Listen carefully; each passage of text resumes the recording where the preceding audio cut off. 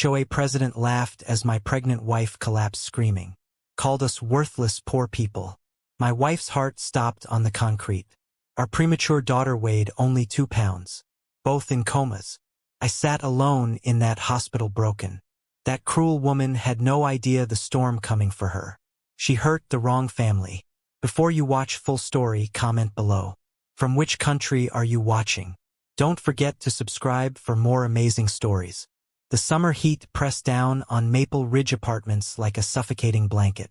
Sarah clutched her swollen belly as another contraction rippled through her 8-month pregnant body. Beads of sweat dotted her forehead as she carefully made her way down the stairs, one hand on the railing, the other supporting her unborn daughter. I just need some fresh air, she whispered to herself, her voice trembling. Her husband, Arjun, had left early that morning for what she thought was his government office job. He had kissed her forehead and promised to return by lunch with her favorite mango ice cream. Sarah smiled at the memory, her hand moving in gentle circles over her belly. Your papa loves us so much, little one, she murmured. Sarah finally reached the small garden area near the apartment complex entrance. There was a wooden bench under a large oak tree where she often sat. The shade provided relief from the burning sun. She lowered herself slowly onto the bench, breathing heavily from the effort. That is when she heard the sharp voice that would change everything. Excuse me. Excuse me. Sarah looked up to see a woman marching toward her. The woman wore expensive designer clothes, oversized sunglasses, and carried a designer purse that probably cost more than Sarah's entire wardrobe. Her face was twisted in anger, her lips pressed into a thin line of disgust. This was Linda Morrison, the HOA president. Everyone in the complex knew her. Everyone feared her. You cannot sit there, Linda snapped, pointing a manicured finger at Sarah.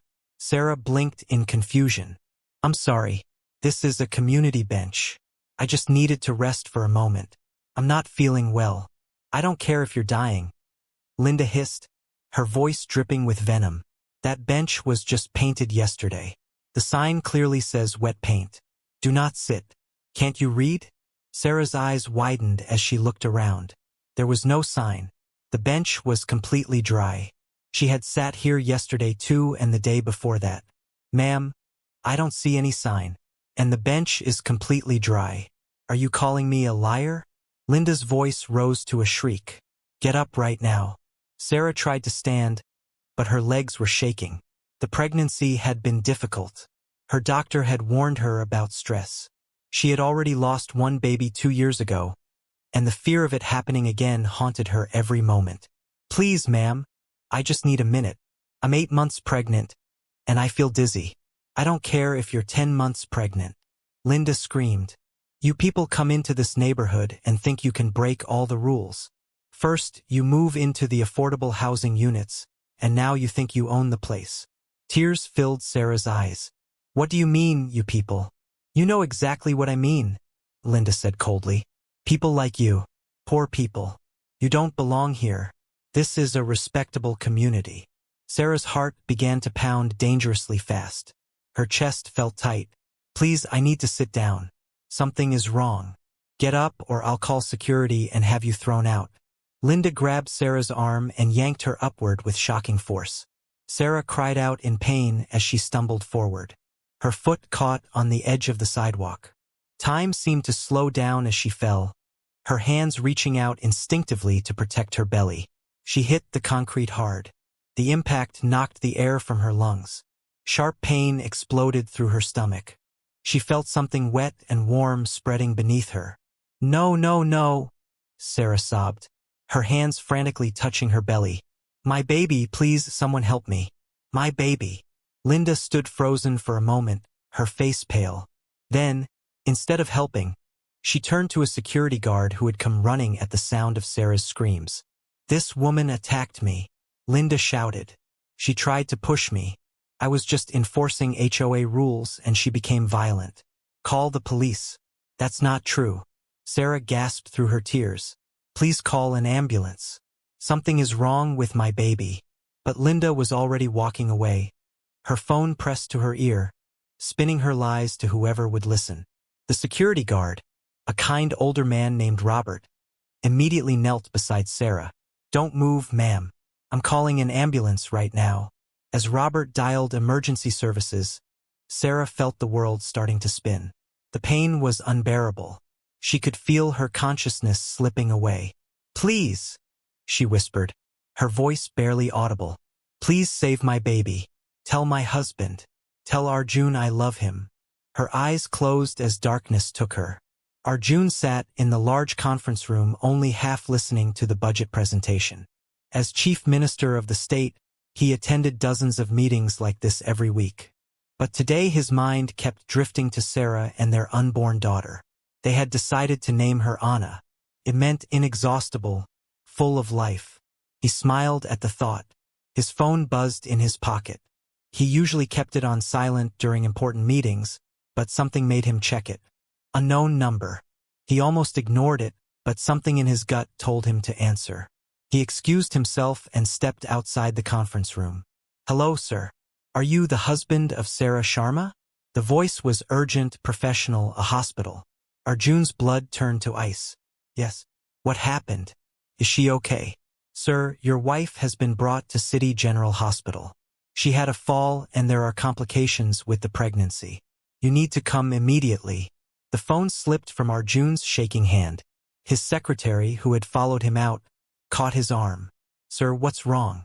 "My wife," Arjun's voice cracked. "She's in the hospital. I need to go now." "I'll have the car ready in 30 seconds, his secretary said, already moving. Arjun didn't wait for the official car. He ran to the parking lot and jumped into his personal vehicle, the one he used when he wanted to be anonymous.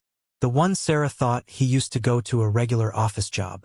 His hands gripped the steering wheel so tight his knuckles turned white. He had kept his position as chief minister secret from Sarah for a reason. He had seen what political life did to families, the threats, the pressure, the constant scrutiny. He wanted to protect her from all of that, especially during the pregnancy. They lived in Maple Ridge Apartments under his mother's maiden name. He dressed in simple clothes. He drove a regular car.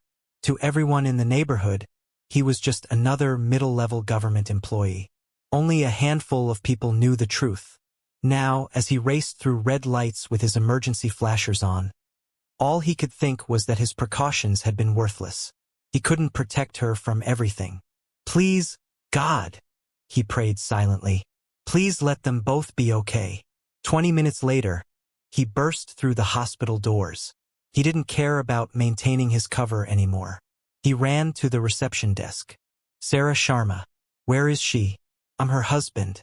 The receptionist looked up, startled by his intensity. "Sir, she's in emergency surgery. 7th floor. But you need to." Arjun was already running toward the elevators. On the 7th floor, he found a doctor coming out of the operating room pulling off surgical gloves. The expression on the doctor's face made Arjun's heart stop. "Doctor, I'm Sarah Sharma's husband. Please tell me." "Mr. Sharma," the doctor said gently, "your wife suffered severe trauma from a fall. She went into premature labor. We had to perform an emergency cesarean section. Are they alive?" Arjun's voice broke. "Please tell me they're alive. Your daughter is in the NICU. She's very premature and small, but she's fighting. She has a chance." "And Sarah?" Arjun asked, though he was terrified of the answer. The doctor's expression grew even more grave. "Your wife went into cardiac arrest on the operating table. We managed to revive her, but she had a massive heart attack. The stress and trauma were too much for her body. Mr. Sharma, your wife is in a coma. We don't know if she'll wake up." The world tilted. Arjun grabbed the wall to steady himself. No, this can't be happening." "I'm so sorry," the doctor said. "We're doing everything we can." Arjun felt tears streaming down his face. "Can I see them?" "Of course. Follow me." First, they went to the NICU. Through the glass, Arjun saw the tiniest baby he had ever seen. Anya, his daughter. She was surrounded by tubes and monitors, her little chest rising and falling rapidly. But she was breathing. She was alive. "She's a fighter," the nurse said softly, "just like her mother must be." Then they took him to Sarah's room in the ICU. Seeing her lying there, so pale and still, connected to machines, broke something inside him. He walked slowly to her bedside and took her cold hand in his. "I'm here, my love," he whispered. "I'm so sorry. I'm so sorry. I should have been there. I should have protected you." He pressed her hand to his lips and wept. A nurse approached quietly. "Sir, the doctor wanted me to tell you something. Your wife kept saying something before she lost consciousness. She was trying to tell the paramedics what happened." Arjun looked up. "What did she say?" "She said a woman named Linda Morrison pushed her. She said it was the HOA president. She kept repeating that she didn't do anything wrong, that she just wanted to rest." Rage, pure and white-hot, flooded through Arjun.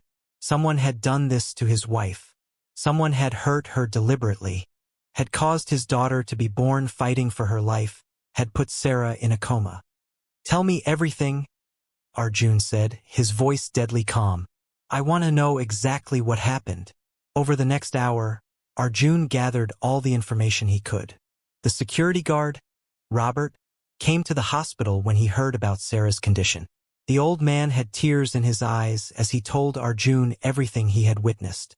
"I saw the whole thing, sir," Robert said, his voice shaking with anger. "Mrs. Morrison was cruel. She screamed at your wife, called her terrible things, said poor people didn't belong in the neighborhood. Then she grabbed your wife's arm and pulled her up from the bench. Your wife fell because of it. And then, sir, then Mrs. Morrison lied. She told everyone that your wife attacked her first." Arjun's jaw clenched so hard it hurt. "You saw everything?" "Yes, sir. And the cameras did too. We have security cameras at that entrance. I need that footage." Arjun said, "Can you get it for me?" Robert hesitated. "Mrs. Morrison is trying to have it deleted. She has influence over the security company management, but I made a backup copy." He pulled out a USB drive. "Mrs. Morrison was cruel. She screamed at your wife, called her terrible things, said poor people didn't belong in the neighborhood. Then she grabbed your wife's arm and pulled her up from the bench. Your wife fell because of it. And then, sir, then Mrs. Morrison lied. She told everyone that your wife attacked her first." Arjun's jaw clenched so hard it hurt. "You saw everything?" "Yes, sir. And the cameras did too. We have security cameras at that entrance. I need that footage."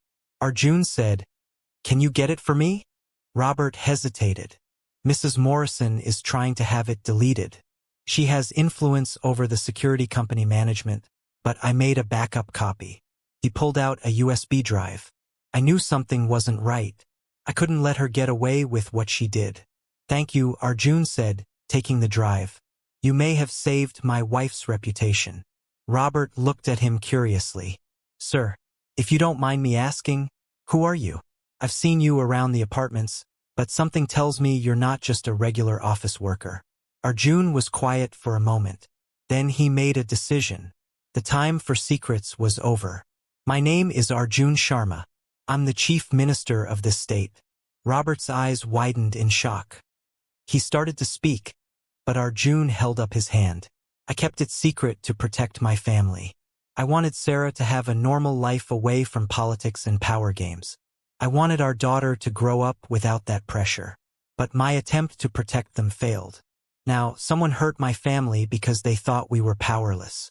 They thought we were nobody. What are you going to do?" Robert asked quietly. Arjun looked through the ICU window at his wife's still form. "I'm going to make sure justice is served. Not because I'm chief minister, but because what happened to Sarah could happen to anyone. People like Linda Morrison need to learn that cruelty has consequences regardless of who their victims are."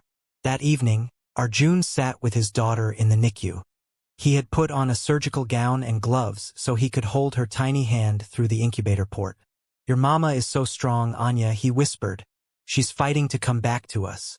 And you're fighting too. Both of my girls are warriors." His phone rang. It was his chief secretary. "Sir, I heard what happened. The whole cabinet is in shock. What do you need from us?" "I need you to arrange a meeting with the police commissioner and get me everything you can find about Linda Morrison. I want to know who she is, what connections she has, everything. Consider it done, sir." Within 2 hours, Arjun had a complete file on Linda Morrison. She was the wife of a wealthy businessman. She had been HOA president for 5 years and had a history of complaints against her for harassment and discrimination. But every complaint had been mysteriously dropped or ignored. Arjun discovered that Linda's husband donated heavily to several politicians and judges. That was why she thought she was untouchable. That was why she acted with such impunity. She had no idea who she had hurt. Linda Morrison sat in her luxurious living room sipping wine and laughing with her friends. She had just finished telling them about the dramatic pregnant woman who had caused a scene that morning. She was so theatrical, Linda said dismissively. These people always overreact. She probably faked the whole thing to try to sue the HOA. Her friends laughed along, nodding in agreement. Linda's phone rang. It was her lawyer. Linda, we have a problem, he said urgently. What kind of problem? The woman you had that incident with this morning. Her husband has filed a police complaint against you for assault and causing grievous harm. The police want you to come in for questioning. Linda laughed. That's ridiculous.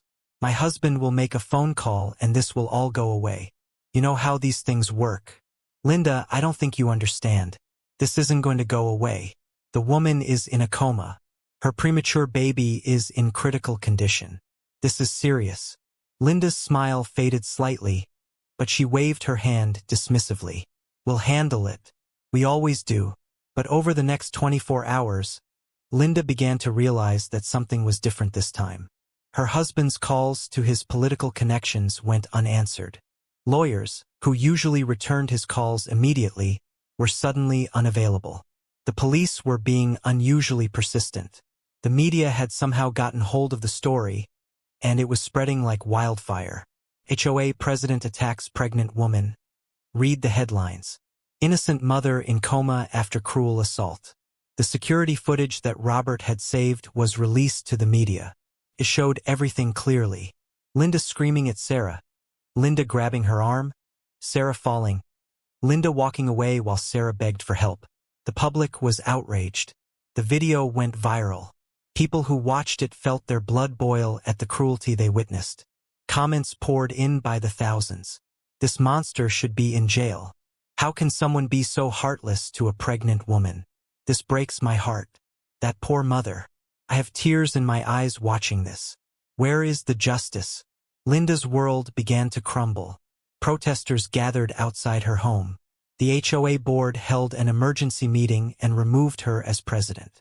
Her husband's business partners started distancing themselves from him. Their friends stopped calling. But Linda still didn't understand the full extent of her mistake. Then came the knock on her door.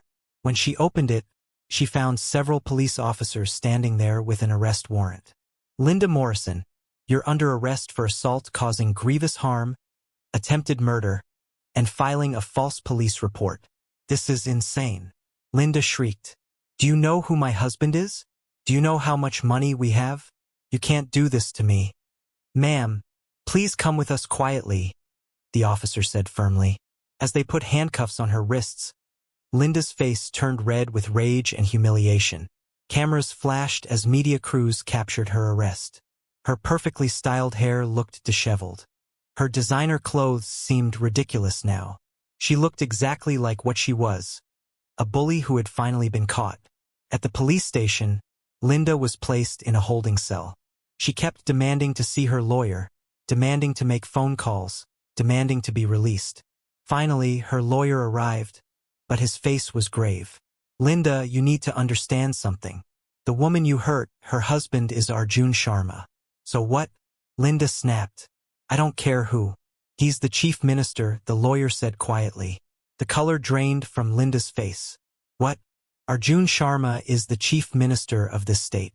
You assaulted his wife. You nearly killed her and their child. And you did it because you thought they were nobody. You did it because you thought you could get away with it. Linda felt her legs give out. She sank onto the bench in the holding cell, her mind reeling. But he lives in Maple Ridge in the affordable housing section. He drives an old car. How could he be? He kept his identity secret to protect his family, the lawyer said. And you know what the worst part is? He's not using his position to come after you. He's letting the law take its course. The evidence is overwhelming. The public outrage is massive. Every news channel in the country is covering this story. You're finished, Linda. You have to do something. Linda grabbed the bars of her cell. Get me out of here. Make this go away. The lawyer shook his head. There's nothing I can do. Your husband's political connections can't help you now. No one wants to be associated with this. You're on your own. As the lawyer walked away, Linda finally broke down. She had spent years believing she was better than everyone else. She had used her position and her husband's money to bully and harass people she deemed beneath her. She had acted without compassion or humanity. Now she was the one who was powerless. She was the one everyone hated. She was the one facing justice. 3 days after the arrest, Arjun sat beside Sarah's bed as he did every moment he wasn't with Anna. He held her hand and talked to her, hoping somehow she could hear him. The doctors say Anna is getting stronger. He told her softly. She opened her eyes yesterday. They were your eyes, Sarah. Beautiful and full of light. She's going to make it. Our daughter is a fighter just like her mother. He paused, wiping tears from his eyes. But she needs you. I need you. Please come back to us, my love. Please don't leave us alone. As he spoke, he felt the slightest movement. Sarah's finger twitched in his hand. Arjun's head snapped up. Sarah, can you hear me? Her eyelids fluttered. Then slowly they opened. Her eyes were unfocused at first, confused. Then they found his face. Arjun. Her voice was barely a whisper hoarse from days of unconsciousness. I'm here, he sobbed, pressing her hand to his cheek. I'm right here. You're safe now. The baby. Sarah's eyes filled with panic. Where is our baby? Is she? She's alive, Arjun said quickly. Anya is alive and she's getting stronger every day. She's in the NICU, but she's going to be okay. Tears of relief streamed down Sarah's face. Anna, our Anya. Yes, my love. Our inexhaustible little girl. The doctors rushed in, alerted by the monitoring equipment. They checked Sarah's vitals, shined lights in her eyes, asked her questions. It was a miracle, they said. They hadn't been sure she would wake up. After they left and Sarah was resting more comfortably, she looked at Arjun with questions in her eyes. What happened? She asked. After I fell. I remember that woman, Linda. She was so cruel. She hurt me on purpose. Arjun, she said terrible things. Arjun's expression darkened. I know. I've seen the video. Sarah, there's something I need to tell you. Something I should have told you a long time ago. He told her everything about his real position as chief minister, about why he had kept it secret, about how he had wanted to protect her from the pressures of political life. Sarah listened quietly, her eyes never leaving his face. When he finished, she was silent for a long moment. You're the chief minister, she finally said. Yes. And you kept it secret because you wanted to protect me. Yes.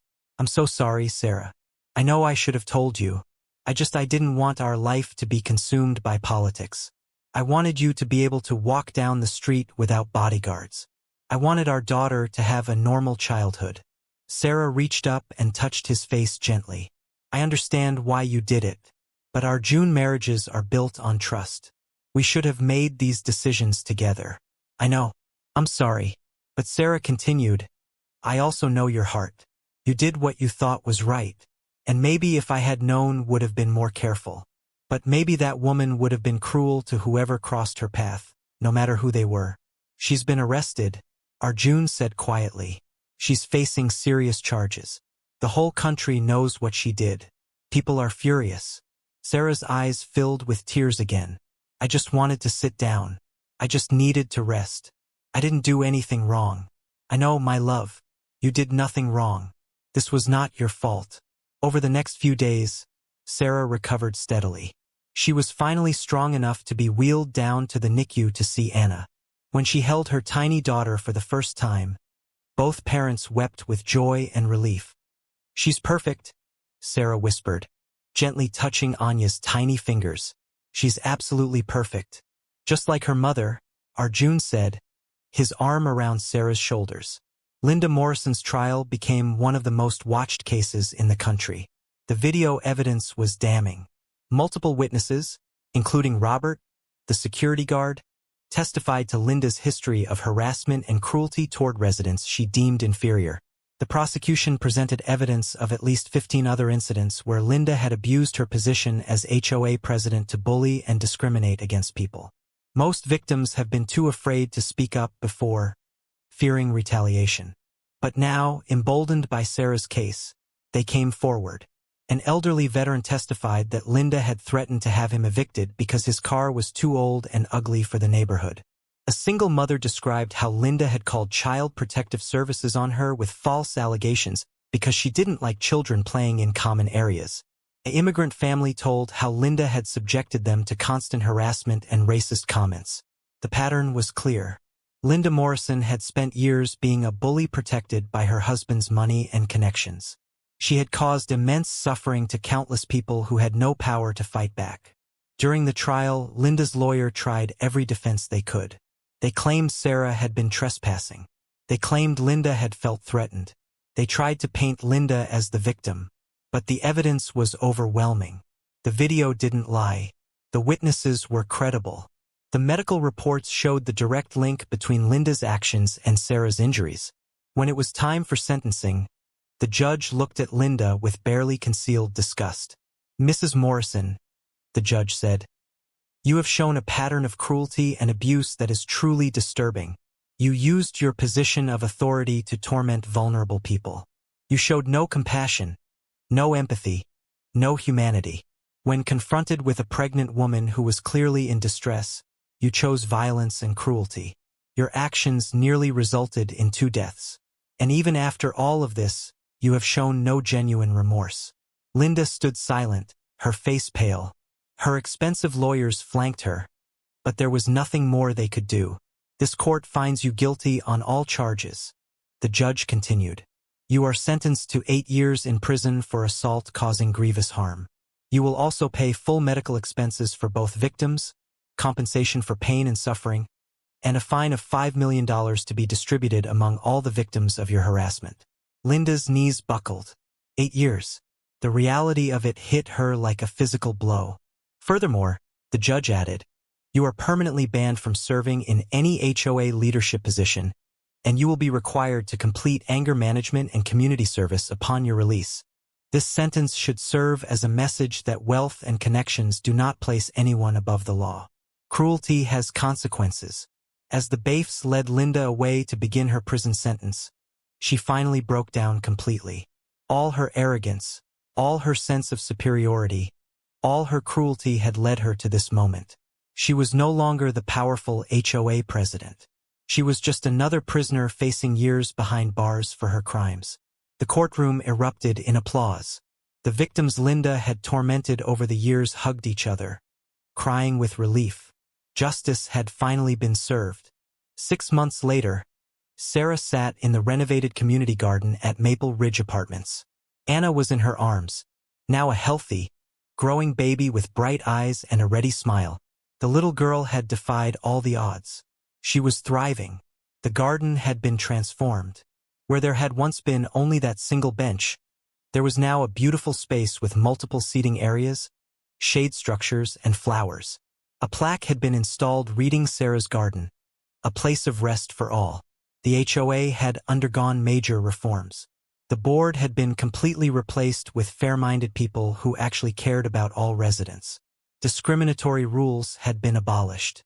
There were new policies protecting residents from harassment. Robert, the security guard who had saved the video evidence, had been promoted to head of security. The apartment complex had also established a fund to help residents in financial difficulty, ensuring no one would face the kind of discrimination Sarah had experienced. Arjun had finally gone public about his identity, but he and Sarah still lived in Maple Ridge. They had decided together that this was their home. They didn't want to hide in some isolated, heavily guarded compound. They wanted to live among regular people to remember what real life was like. Sarah had become an advocate for victims of HOA abuse and discrimination. She gave interviews, shared her story, and worked with lawmakers to pass new protections for residents. Her near-death experience had given her a mission to ensure no one else would suffer what she had suffered. You know what's strange? Sarah said to Arjun as he sat beside her on the bench. I don't hate Linda anymore. Arjun looked at her in surprise. Really? Really? Sarah nodded, adjusting Anya in her arms. I feel sorry for her. She spent so many years filled with hate and cruelty. She never knew real love, real community, real connection with people. Her life was empty and she filled it with being mean to others. That's a sad way to live. You're a better person than me, Arjun said, kissing her forehead. I still feel angry when I think about what she did to you. I was angry too, Sarah admitted. I still have moments when I remember that day and I feel scared and hurt. But holding Anna, seeing her smile, being here with you, I realized that Linda's cruelty didn't destroy us. It made us stronger. It brought about change that will help so many people. As they sat together, several neighbors stopped by to say hello and coo over Anya. Mrs. Chun, an elderly woman from the affordable housing section, brought them homemade dumplings. The Rodriguez family's children asked if they could play with Anna when she got older. Marcus, a young man who had been one of Linda's victims, thanked Sarah for having the courage to speak up. This was community. This was what Linda had never understood. Life wasn't about power or money or making others feel small. It was about these connections, these moments of kindness, these simple joys.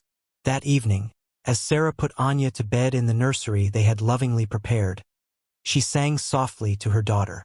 You are strong, little one. You are loved. You are precious. Never let anyone make you feel small. Never let cruelty win. Always remember that kindness is the greatest power of all. Arjun stood in the doorway watching his wife and daughter. He thought about how close he had come to losing them both. He thought about the lessons learned and the changes that had come from their suffering. He had been chief minister for years, passing laws and making policies. But nothing he had done in politics had created more real change than what had happened because of one cruel woman's actions toward his wife. Sometimes he realized change comes from the most unexpected places. Linda Morrison sat in her prison cell participating in a mandatory therapy session. After 6 months behind bars, she had finally begun to confront the person she had been. I spent so many years thinking I was better than other people, she told the therapist quietly. I thought having money and living in a nice house made me superior. I thought people who had less than me were less than me. I was so wrong. In prison, Linda was nobody special. There were no servants, no expensive clothes, no one to intimidate. She was just another inmate. And in that humbling experience, she had finally begun to see her victims as real people with real feelings and real worth. She had received a letter from Sarah. Linda had been shocked that Sarah would write to her at all. The letter was brief but powerful. Mrs. Morrison, my daughter survived. I survived. We are healing. I hope that someday you will heal too. I hope you will learn that every person deserves dignity and respect regardless of their income, their appearance, or their circumstances. I hope you will use your time to become a better person. I have forgiven you not because what you did was okay, but because holding on to hate would only hurt me. I choose to move forward with love instead. Sarah. Linda read that letter every day. She kept it folded in her pocket, a reminder of the grace she didn't deserve, but had been given anyway. Meanwhile, across the state, Sarah's law had been passed, creating new protections for residents against HOA abuse and establishing oversight committees to investigate complaints. It was already making a difference. News channels still occasionally ran updates on the case. It had become a landmark story about standing up to bullies, about how no one is above the law, about how cruelty always has consequences. But for Sarah, Arjun and little Anya, life had moved beyond that terrible day. They focused on the good things. Anya's first laugh, her first tooth, her bright, curious eyes taking in the world. 1 year after the incident, on Anya's first birthday, they held a small celebration in Sarah's garden. The community came together bringing food and gifts and love. Children played on the grass. Neighbors laughed and talked. It was beautiful. As Sarah watched her daughter take her first wobbly steps, surrounded by people who cared for them, she felt overwhelming gratitude. Not for the suffering they had endured, but for the strength they had discovered. Not for the cruelty they had faced, but for the love that had sustained them. Arjun squeezed her hand. "What are you thinking about?" "I'm thinking," Sarah said softly, "that sometimes the worst moments in our lives lead us to our greatest blessings. I'm thinking that Anna will grow up in a better world because of what happened. I'm thinking that we're exactly where we're supposed to be." "I love you," Arjun said simply. "I love you too. Both of you forever." As the sun set over Maple Ridge Apartments, casting golden light across Sarah's garden, the community celebrated together. They celebrated life, love, resilience, and the simple but profound truth that kindness and compassion will always eventually triumph over cruelty and hate. And little Anna, taking those first tentative steps, moved forward into a future full of hope, surrounded by love, protected not by her father's political power, but by the strength of the community that had rallied around her family. This was the real power. This was what mattered. This was home.